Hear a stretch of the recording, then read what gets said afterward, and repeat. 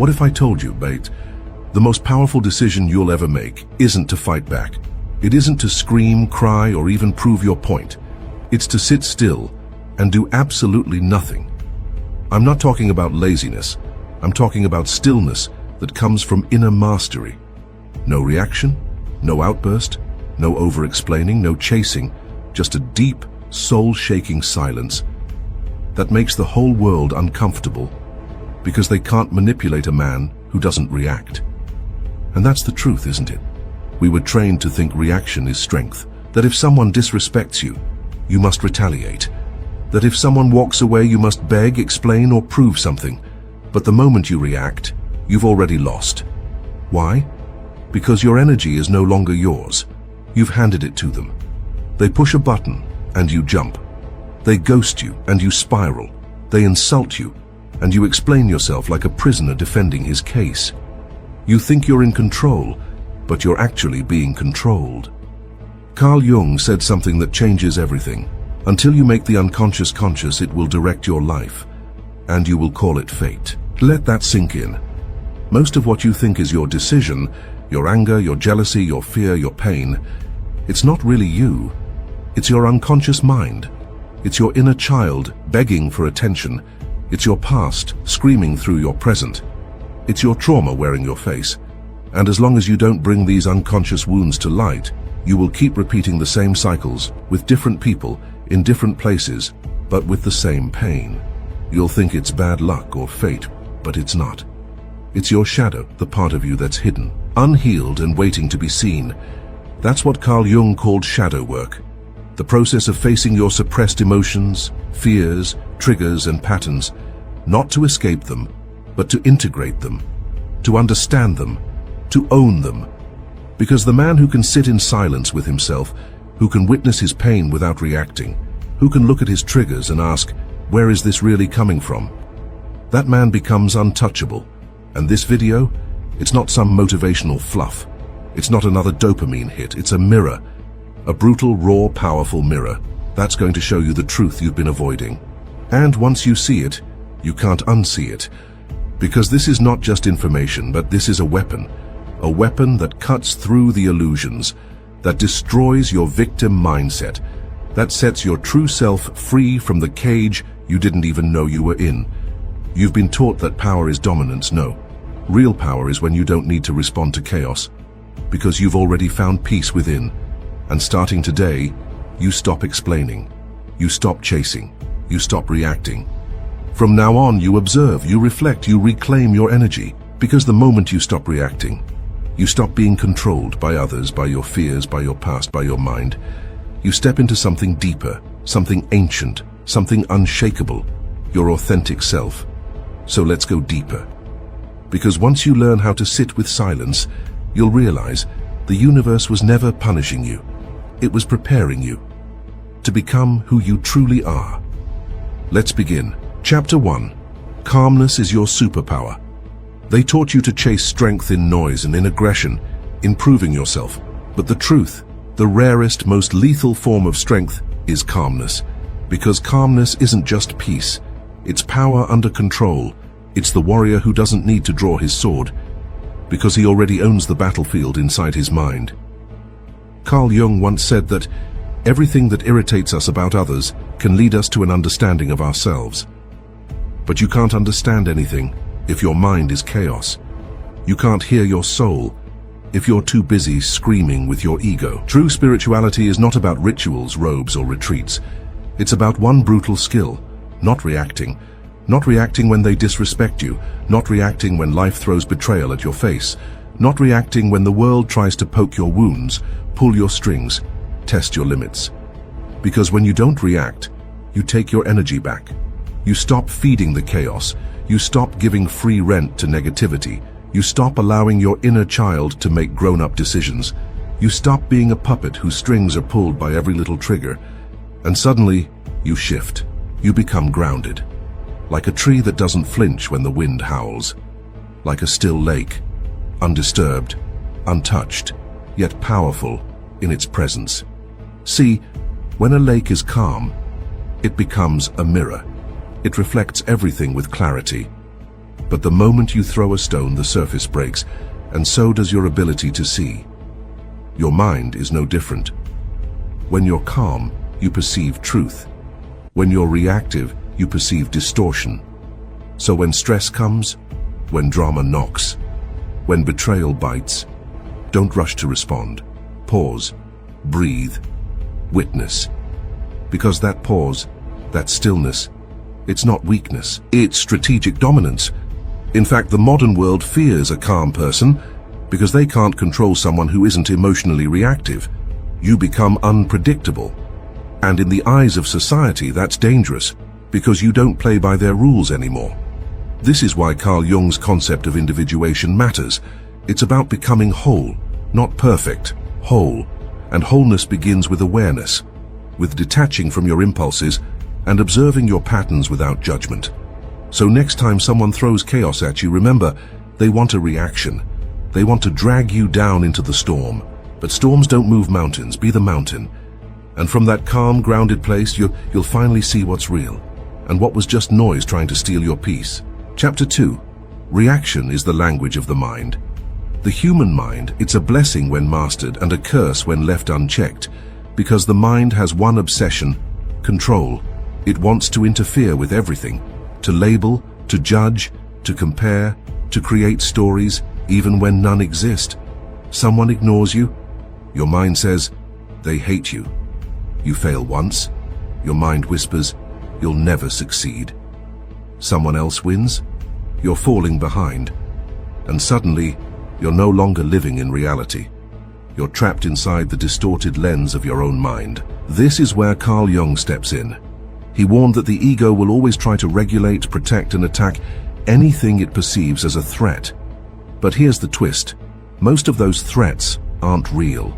They're mental projections, echoes of old wounds, shadows of your past painted over your present. Let's be honest, that anger you feel, it's not from the soul, it's from the mind. That jealousy burning inside, it's not truth, it's a fear narrative created by your ego. Regret, shame, guilt, overthinking? These aren't your instincts, and these are stories your mind feeds you to keep you small, as to keep you in survival mode. Because if the mind can keep you reacting, it can keep you trapped. Trapped in your past, trapped in illusions, trapped in the need to constantly fix, control, or defend something. And Jung said it best. The ego wants quantity, but the self wants quality. Your ego will want validation, attention, revenge, followers, praise, all things outside of you.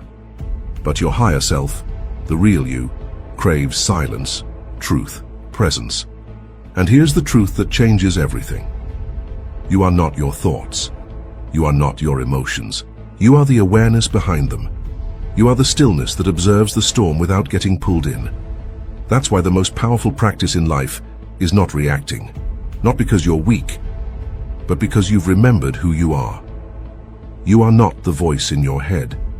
You are the one listening to it.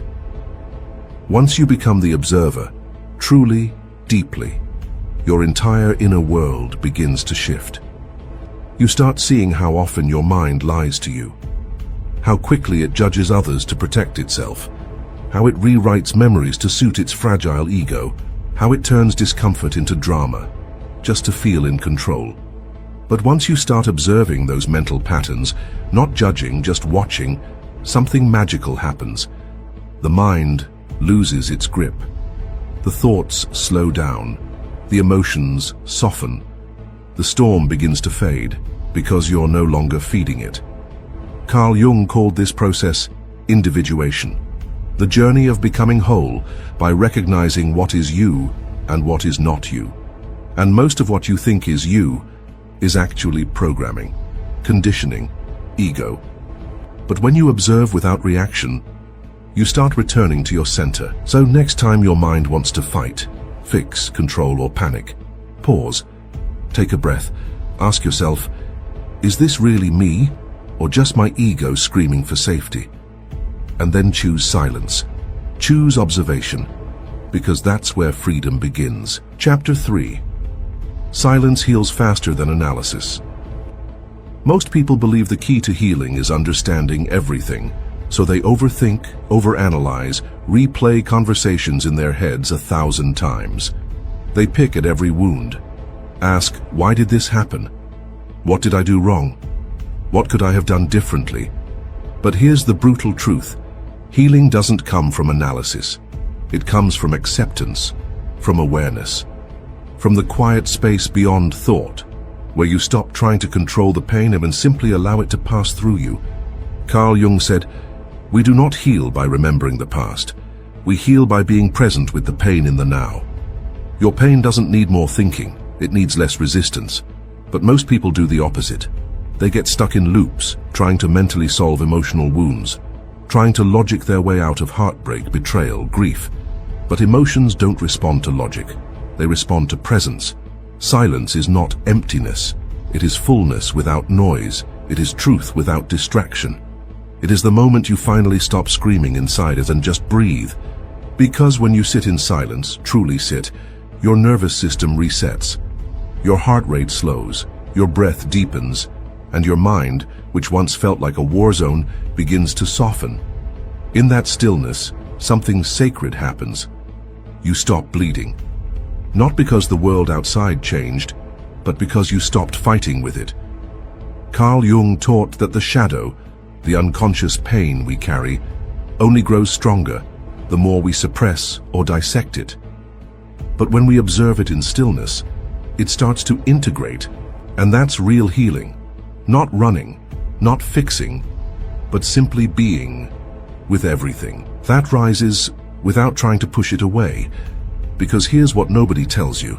Healing isn't about doing, it's about allowing. You don't heal when you understand everything. You heal when you're finally willing to feel everything, without judgment.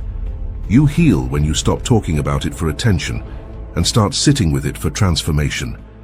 Silence is the medicine your soul's been begging for, because in silence, the body realigns, the heart restores, the soul remembers who it is, beyond the pain. And from that space, life begins to shift. Not because the pain disappeared, but because your response changed. You're no longer trapped in reaction. You're no longer analyzing what broke you. You're simply allowing yourself to be whole, right now. So the next time your mind wants to overthink, dissect, or panic, pause, breathe. Listen to the silence inside you. Because that silence, that's the voice of healing. That's the sound of your true self. Rising. Chapter 4. The optimal response is no response. Someone insults you, spreads rumors behind your back, lies to your face with a smile, ghosts you after pretending to care, pushes your buttons just to see if you'll break. Now pause for a second. What's your first instinct? To fight back, to prove them wrong, to call them out, to scream, cry, beg, argue, or make them feel what you're feeling? That's the trap. That's what they want. Because once you react, they win. You just handed over your energy on a silver platter. You made their chaos your reality. You entered their world and forgot your own. But here's the shift. The most powerful response you can ever give is no response at all. And no, that's not weakness. It's not avoiding. It's not running. It's mastery. It's spiritual warfare without saying a single word. Because your silence, it says more than 1,000 arguments ever could. It reflects. It exposes. It shatters their illusion of control. Carl Jung explained this beautifully when he said, "Everything that irritates us about others can lead us to an understanding of ourselves." But most people never reach that understanding. Why? Because they're too busy reacting. They live in the lower realm, where ego fights ego, where noise meets noise, where everyone is screaming to be right, to be seen, to be heard. But true power doesn't scream, it observes. Let's get real. People don't fear your anger. They've seen that before. They know how to trigger it, how to handle it, how to twist it against you. But what terrifies them is your calm, your complete indifference. Because now, they can't access you. They can't read you. They can't feed on you. You've become unreachable, and that makes you untouchable. That's why narcissists hate calm people. Toxic people hate silent people, because when you refuse to react, they're left facing their own reflection. Your silence becomes a mirror, and that mirror is brutal. It shows them their pettiness, their manipulation, their emptiness. They throw a punch and it lands on air. They expect an emotional collapse, but you stand still. They want you to break, but you rise higher. Carl Jung often spoke of the ego's obsession with control, the need to defend itself, to justify, to dominate. But the more you chase control, the more control controls you. When you try to fix everything, argue with everything, respond to every insult, you remain stuck in the prison of reaction. Your peace is always one trigger away from collapsing. But when you surrender, when you let go of the need to respond, to explain, to retaliate, you transcend. You step into the realm of the self, the part of you that is whole, wise, and untouchable by the noise of the world. Because here's the paradox. The moment you stop reacting, you gain control. Not over others, but over yourself. Your energy, your clarity, your direction. And when you become that grounded, silent force, you rise above the noise. You begin to attract peace, alignment, truth, because you've stopped playing small in the battlefield of egos. So, what should you do when someone disrespects you? Nothing. Let their energy die in silence. Let their ego drown in your stillness. Let the drama pass like a wave, while you remain the ocean. They expect you to fight, to explain, to chase, to break. But you don't give them what they crave. You give them what they fear, your absence. And that absence? That's the most brutal mirror of all. Because you're no longer available to their games, you've outgrown them. And in that growth, you don't need revenge. You don't even need closure. Your evolution is the closure. So next time your ego whispers, say something, prove something, pause, breathe, and smile. Because silence is not weakness. It's dominance without noise. It's the loudest roar, disguised as stillness. Chapter 5. You are not the body. You are not the mind. Your heart starts pounding. Your chest feels heavy. Your breath shortens. Your palms sweat. And your mind spins in 100 directions, whispering fears, flashing memories, showing you everything that could go wrong. But pause, breathe. Because here's the truth most people never realize. You are not your body. You are not your mind. You are the awareness behind it all, the one watching, the one observing, the one untouched. Carl Jung spent his entire life helping people see this, that the ego, the emotions, the physical responses, they're layers, not identity. Yes, your body feels fear, but you are not the fear. Yes, your mind thinks anxious thoughts, but you are not those thoughts. You are the sky, not the storm. You are the space, not the noise. Thoughts will rise, emotions will crash like waves. Memories, sensations, even suffering, all will come and go. But you remain, still, present, watching, like the vast, infinite sky that holds every cloud, yet is untouched by any of them. Like silence that allows all noise, but is never disturbed by it. This is not just poetry, this is awakening. Because as long as you believe you are the mind, you will drown in its storms. You will mistake passing fear as identity. You will take every dark emotion as personal, and you will live like a prisoner in a cage, with keys already in your hand, but never realizing it. Carl Jung described this brilliantly. The privilege of a lifetime is to become who you truly are. And who you truly are is not the panic, not the trauma, not the reaction, not the thought loop. You are the awareness silently witnessing all of it. When a wave hits the ocean, it rises and crashes, but the ocean is still the ocean. The wave is temporary, the ocean is eternal. And so are you. Once you understand this, everything changes. You stop taking things personally. You stop reacting to every emotion. You stop letting the pain define you. You start living from your center, not your chaos. The body will ache. Let it. The mind will wander. Let it. The heart will feel. Let it. But you remain calm, grounded, deeply present. You are the silent watcher, the inner witness, the space where everything happened, but nothing sticks. That is your true self. That is your power. And that is where freedom lives. Because once you realize, I am not my thoughts, I am not my pain, I am the one observing it all, you become free. Untouched, unmoved, unbreakable, You stop trying to heal, and you start remembering who you truly are. And sometimes, that's the most powerful healing of all. Chapter 6. Life is a movie. Don't get lost in the scene. You're sitting in a dark theater. The screen lights up.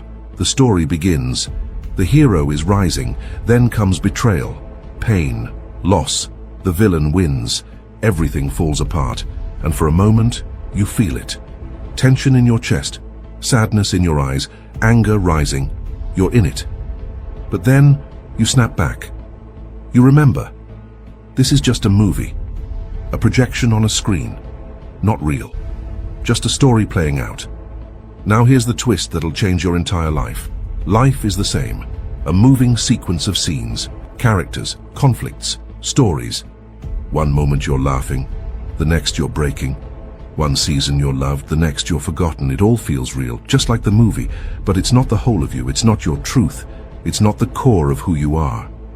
Carl Jung taught that our lives are often ruled by the projections of our own unconscious. He said, what you do not make conscious will appear in your life as fate. In other words, you're not just watching the movie, you're projecting it. Your wounds, your fears, your unhealed shadow, all reflected in the characters around you. That toxic friend, that unavailable partner, that painful ending, they're not random, they are mirrors, they are scenes, they are reflections of your own inner world trying to get your attention, and yet, you suffer. Not because of the scene, but because you forget you're watching a scene, you identify with it. You become the heartbreak, you become the failure, you become the abandonment. And in that moment, you are no longer the observer. You are trapped inside the story, chained to every twist, every betrayal, every disappointment. But here's the secret. You are not the scene, you are the screen. The story plays, but you remain. The chaos unfolds, but you are still here, unmoving, watching, holding space, like the sky behind every storm, like the silence beneath every word, like the projector behind every film. Carl Jung called this awakening the process of individuation, the realization that you are not the roles you play, not the masks you wear, not the drama of the ego. You are the consciousness watching it all unfold. And when you truly understand this, you stop needing to escape life, you just stop getting entangled by it. The people may still lie, the plans may still fall, the endings may still hurt. But you're no longer in the pain, you're aware of it. And that awareness, that's freedom. Because it's not about running from the world, it's about waking up inside it, watching the movie, but never forgetting that you're the one sitting in the seat, not the one bleeding on the screen. And once you get this, you can enjoy the ride. Learn from every scene, cry when it hurts, laugh when it heals, but never lose yourself in the story. Because you are not the story. You are the awareness watching the story. And awareness can never be broken. Chapter 7. The ego will scream, let it. The ego can't stand silence. It craves noise. It thrives on drama, on conflict, on the illusion of being in control. It wants the last word. It wants to win the argument. It wants to prove a point, even if it means destroying peace in the process. It whispers, say something. Don't let them get away with it. You have to defend yourself. But here's the truth no one tells you. You are not the ego. You are not the screaming voice inside your head. You are not the emotional chaos it generates. You are the stillness beneath it. You are the one watching it all unfold. Carl Jung taught us that the ego is not evil, but it is afraid. Afraid of being wrong. Afraid of being exposed. Afraid of not being enough. So it lashes out. It reacts. It builds walls. It seeks power in places where there is none.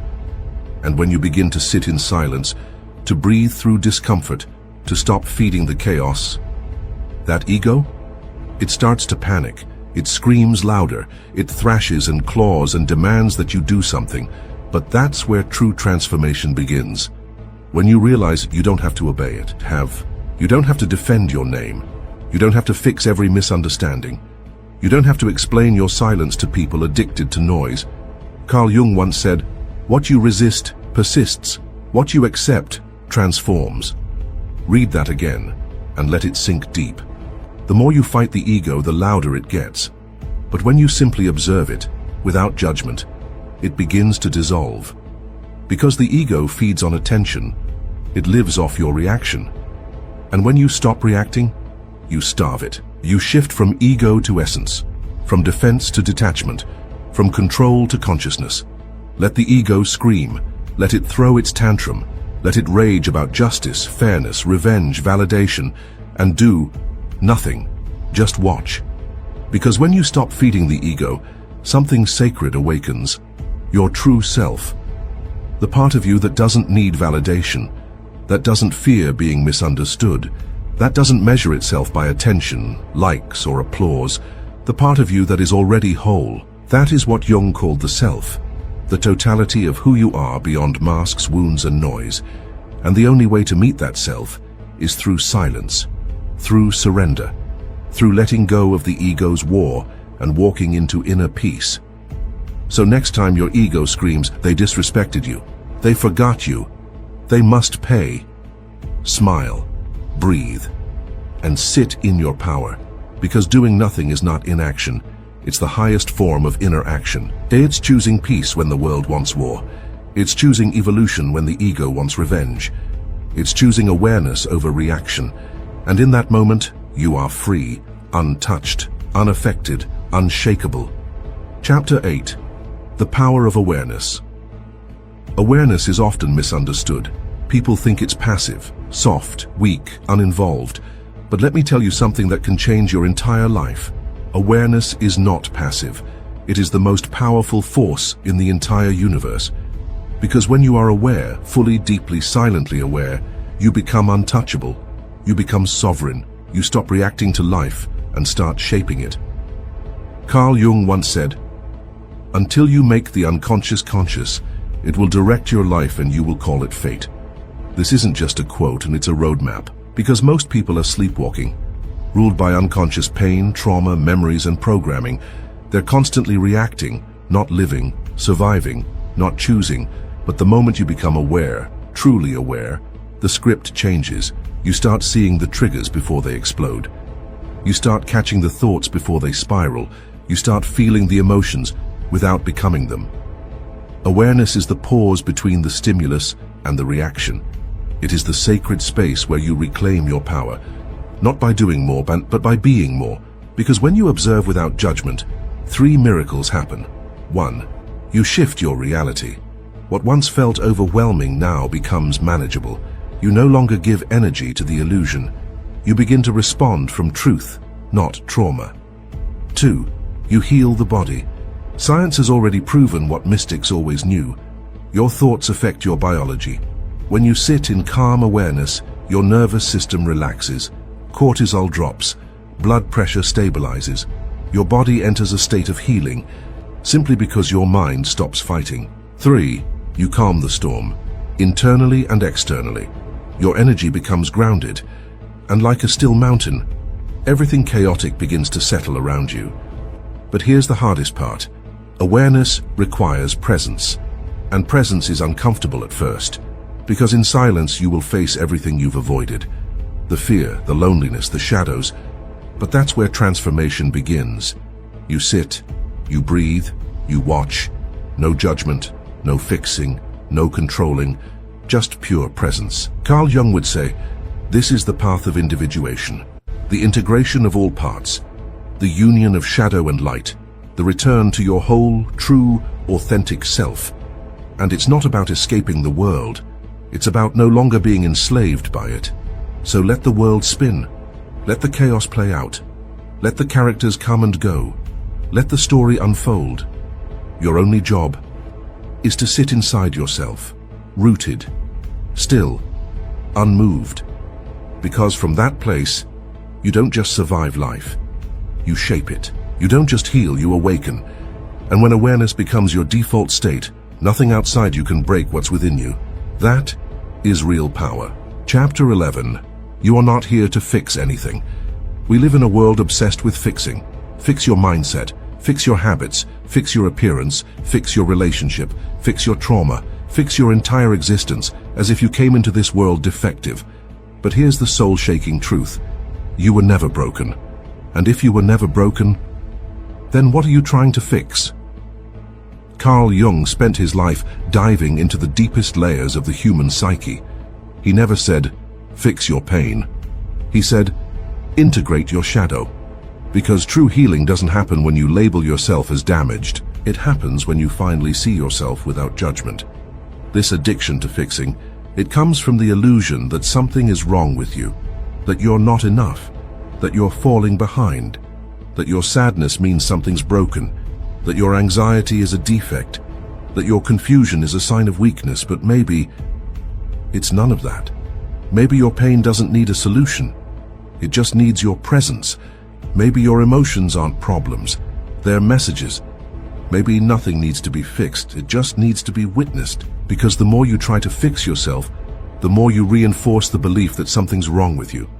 And that belief, it becomes a prison, a loop, a never-ending self-help trap where you're always working on yourself, but never actually being yourself. Carl Jung said, the most terrifying thing is to accept oneself completely. Why terrifying? Because the ego wants control. It wants to fix, to improve, to conquer the pain. But your soul, it just wants to be seen, to be felt, to be held in silence, not analyzed, not corrected, just acknowledged. When you stop being the mechanic of your mind, when you stop trying to constantly repair every emotion, when you sit, truly sit, with your inner world, without labeling anything as wrong, something powerful happens. The anxiety starts to loosen, the grief starts to soften, the rage begins to quiet down. Not because you fixed them, but because you finally heard them. You created space, and in that space, healing happens. Not by force, not by strategy, not by fixing, but by presence. So stop trying to fix everything. Let the sadness speak. Let the confusion breathe. Let the ache in your chest just exist, without rushing to change it. Because nothing grows in concrete. Healing only begins when you stop stepping on your own soul. Let yourself feel. Let others be. Let life unfold. You were not sent here to be a mechanic. You were sent here to be awake, to witness, to hold, to love, and even the messy parts. That's where your power lives, not in fixing the pain, but in becoming the space where it finally stops screaming. Chapter 12. You were programmed to react. From the very beginning of your life, you were silently trained, not to observe, not to reflect, but to react. Before you could even spell your name, the world had already installed a system inside you. A system of reflexes, emotional triggers, and programmed responses that would shape your entire identity without you ever knowing. As a child, when someone took your toy, what were you told? Don't let them do that. Say something. Fight back. You were rewarded for being loud, punished for staying still. Taught that silence meant weakness, that composure meant cowardice. You were conditioned to believe that being powerful meant being reactive, to yell back when challenged, to chase after rejection, to argue when misunderstood, to defend when attacked. And it didn't stop there. Movies told you, the hero always fights. Teachers told you, speak up or get left behind. Social media screamed, defend your name, prove your worth. Clap back louder. But no one told you this. Every reaction strengthens the ego and weakens your true self. Because each time you react from a place of pain, from a place of wounded pride, from the need to be seen, heard, or validated, you drift further away from the truth of who you are. You stop being present and start being a puppet. A puppet pulled by every trigger, every insult, every emotional jab the world throws at you. And that's exactly what Carl Jung warned us about. He didn't teach people to fight their ego. He taught them to observe it, because he understood the deeper truth. Reactivity is not authenticity. Reactivity is the ego screaming for identity. Let that sink in. When you feel the urge to clap back at someone who disrespected you, that's not your higher self. That's the ego begging not to feel invisible. When you're dying to explain yourself to someone who misunderstood you, that's not your soul. That's the inner child terrified of rejection. When you obsess over how you were perceived, that's not awareness. That's the trauma of never feeling enough, being reactivated. But here's the breakthrough. The moment you stop reacting, you start remembering. You remember your essence, the stillness beneath the chaos, the watcher behind the mind, the ocean beneath the wave. You return to your natural state, pure awareness. No defense, no performance, no approval seeking. Just presence, unmoved, unshaken, unbothered. And yes, the world will not understand this version of you. They will question your silence. They'll say, "Why don't you speak up? Why didn't you respond? Why are you so calm when everything's falling apart?" But what they don't see is that your silence isn't suppression, it's mastery. You are no longer reacting just because you've risen above the need to. You've unplugged from the emotional matrix that kept you in survival mode. You've stopped being the puppet and remembered you're the puppeteer. This is what Carl Jung called individuation, the process of becoming whole by integrating all your unconscious parts. And one of the most powerful steps in that process? Learning how to witness your triggers without acting on them. It's a quiet rebellion. It's the art of sitting still while your ego burns. It's the mastery of saying nothing when everything inside you wants to scream. And in that silence and something sacred happens. You become free. Free from needing to be right. Free from needing to be understood. Free from the illusion that peace must be earned through control. Because true power isn't loud. It doesn't defend itself. It doesn't seek validation. True power just is. So the next time life pushes your buttons, pause. Feel the trigger. Feel the heat. Feel the old programming rising. And then, do nothing. Let it pass. Watch it dissolve. Return to the space of awareness behind it. Because that's where your power lives. Not in the punch, not in the comeback, not in the last word. But in the no response. That's not avoidance. That's not indifference. That's evolution. That's you, breaking centuries of programming in a single breath.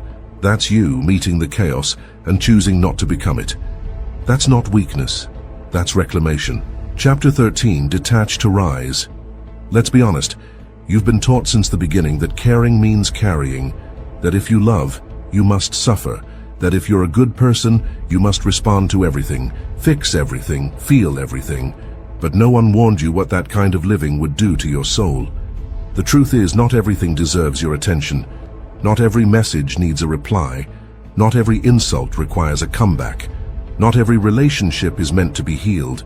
Not every emotion that passes through you is even yours to begin with. Yet still, you keep reacting. You keep absorbing. You keep bleeding for battles that were never yours. Why? Because you were programmed to believe that detachment is coldness, that walking away is cruel, that silence is weakness. But let me tell you something that will shatter that illusion. Detachment is not the absence of care, it's the presence of clarity.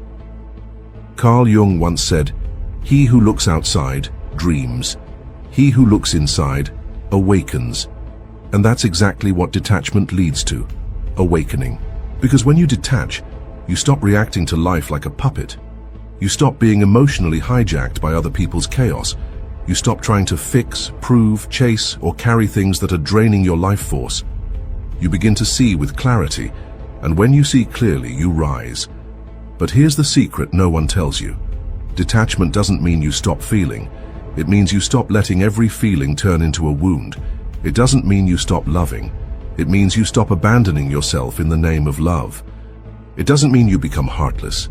It means you finally healed enough to guard your heart with wisdom instead of fear. Because when you're constantly entangled in every emotional tug of war, you lose your center, you lose your voice, you lose yourself, and the cost of that is too high. So here's what true detachment looks like. You begin to pause before responding. You begin to watch instead of absorbing.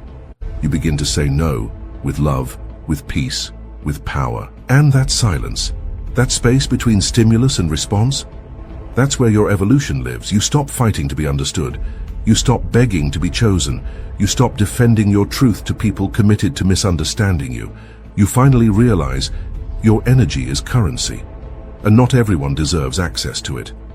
Carl Jung's entire philosophy was rooted in this awareness, that our suffering doesn't come from life itself. It comes from our attachment to what no longer aligns with who we are becoming. And that's what detachment offers you, a way back to yourself, your center, your sanity. You let the world spin. You let people have their opinions. You let the story unfold, without needing to control the script. You learn to observe without absorbing, to love without losing, to care without collapsing. And yes, people will misunderstand you. They'll call you distant, cold, disconnected. Let them. Because they don't understand the storm you had to survive just to sit in this kind of stillness. They don't understand the chaos you had to walk through to now choose calm over drama, silence over noise, peace over performance. Let them gossip. Let them guess. Let them project. You are no longer available for emotional bait. You are not here to react. You are here to evolve. And evolution often looks like disconnection to those still addicted to dysfunction. So detach, not out of bitterness but out of wisdom. Not because you don't feel so, but because you finally do. Because now you know not everything that touches you deserves to enter you. And once you master this art, you don't just find peace, you become it. Chapter 14. Become the void. Nothing can touch you there. What if the most powerful version of you was not the loudest, not the strongest, not the most successful or most feared, but the most empty? What if you didn't need to win, didn't need to prove, didn't need to control, validate, defend, or dominate? What if the ultimate transformation wasn't about becoming something more, but about becoming nothing at all? Let this truth hit your soul. When you become nothing, nothing can hurt you. No insult can find a landing place. No rejection can crack your self-worth. No betrayal can destabilize your core. No chaos can pull you in, because there's nothing left in you to hook onto. You are not chasing love. You are not clinging to validation. You are not carrying past pain like an identity badge. You are not even trying to heal. Because in this state you realize there is nothing to heal, only to release. You become space, vast, still, unbothered, and space cannot be broken, cannot be insulted, cannot be controlled. This is not detachment, this is transcendence. You have risen beyond the game. They insult you, you smile, they ghost you. You remain still, they provoke you, you don't respond. Not because you're afraid, but because you've seen through the illusion. And when you stop playing their game, they no longer have power over you. Carl Jung spoke to this truth without calling it the void. He called it individuation, the full integration of the self. It's the point where the ego dissolves, and something deeper takes its place. You don't react to the world anymore. You watch it, like clouds drifting through the sky, meaningless unless you choose to give them meaning. You become like space, the kind of silence that holds galaxies, the kind of stillness that nothing can stain. You are no longer the person who was hurt. You are no longer the one with the painful story. You are no longer defined by roles, by reactions, by the shape others try to give you. You've stepped into formlessness. They'll try to insult you, but there's no ego left to defend. They'll try to gaslight you, but you no longer need to be right. They'll try to get inside your head, but the door has disappeared. You are not cold. You are clear. You are not heartless. You are whole. And this doesn't mean you no longer feel. You still feel, deeper than ever. But those feelings no longer consume you. They rise, and they fall, like waves on the surface of an ocean that is infinitely still beneath. That stillness, that inner vastness, is the void. And the void is not emptiness, it's freedom. It's freedom from the stories, from the programming, from the roles and labels you were taught to wear. Freedom from the emotional roller coaster, from the survival mode reactions, from the chains of, I need them to treat me better so I can feel whole. The void is not numbness, it is liberation, because when you become the void, no one can pull you back into who you used to be. You are not a reaction, you are not a label, you are not the pain you've survived. You are the space where all of that comes and goes, and still you remain. They will try to trigger you, they will say what they always said. They will test you in all the old ways. But this time, there's no button to press, because you've unplugged the machine, you've dropped the armor, you've returned to the source and remembered you were never the storm, you were always the sky. So let the world do what it does. Let people play their roles. Let the noise come and go. You just stay in your stillness, in your spaciousness, in your silence, because the one who becomes nothing is the one who cannot be broken. You are the void, and the void is indestructible. One day, and it may not be today, it may not even be tomorrow, but one day and you'll find yourself sitting in silence. Not forced silence, not silence because you're tired of the world, but silence because something inside you has finally surrendered. And in that moment, you'll realize something so subtle, yet so powerful, that it will echo in your soul for the rest of your life. The war is over. No more mental battles. No more screaming thoughts. No more replaying conversations. No more overanalyzing, over-explaining, over-giving. Just space. Still silent, peaceful. Your mind, no longer at war with itself. Your heart, no longer chasing love in places where it was never meant to bloom. The world, still spinning, but you're no longer being pulled in 10 directions. And in that sacred silence, something lands. The realization, the one you've been circling around your whole life, the one that every heartbreak, every trigger, every breakdown was secretly guiding you toward. You were never supposed to win the noise.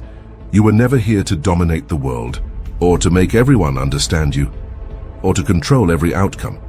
You were not born to conquer the chaos. You were born to dissolve it, to rise above it, to see through it. You were born to sit in the center of the storm and be unmoved, to observe the madness without becoming it, to feel the emotion without clinging to it, to witness the illusion and awaken from it. And when that moment comes, when the war ends and the realization hits, it won't be loud, it won't be cinematic, it won't even feel like an achievement. It will feel like a homecoming.